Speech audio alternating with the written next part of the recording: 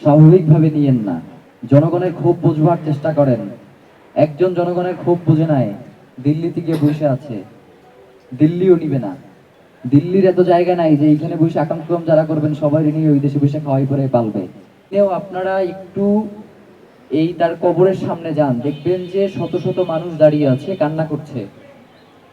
নিজ উদ্যোগে মানুষ বিভিন্ন জায়গায় আন্দোলন সংগ্রাম করছে। বাংলাদেশের ইতিহাসে এমন ঘটনা আর কোনোদিন ঘটে নাই।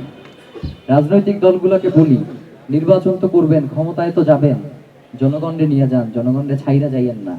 যদি ভারত হইয়া ক্ষমতায় যান, তাহলে ভারতের কাছেই আবার ফিরে যাইতে হবে, বাংলাদেশের জনগণের কাছে আর কোনোদিন ফিরতে পারবেন না। ঠিক।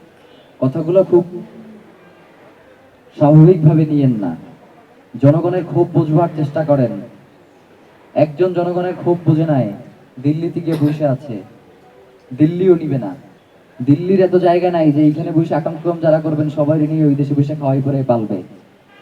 দিল্লির সব থেকে পরীক্ষিত বন্ধু হচ্ছে হাসিনা, এর বাইরে আর কেউ দরকার নাই। তো যার কারণে নতুন করে বন্ধু হইতে যাইয়েন না। শহীদ ওসমান হাদির হত্যাকাণ্ডের বিচারের জন্য আপনাদের প্রত্যেকের জায়গা থেকে যা যা ভূমিকা পালন করা দরকার সেইটা করেন।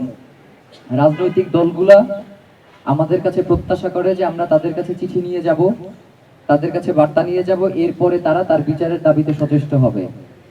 তাহলে তো বাংলাদেশের নাগরিক হিসেবেও যে কোনো হত্যাকাণ্ডের ব্যাপারে যতক্ষণ পর্যন্ত ওই পরিবারের পক্ষ থেকে চিঠি না আসবে, অতদিন পর্যন্ত দায় বর্তায় না। তো আমরা ইনকিলাব মঞ্চের পক্ষ থেকে আগামীকাল বাদ জুমা আমরা বিক্ষোভ মিছিল এবং সংক্ষিপ্ত সমাবেশ এই কর্মসূচি ঘোষণা করছি। পুরো বাংলাদেশে আপামর জনসাধারণকে আহ্বান করছি, আপনারা এই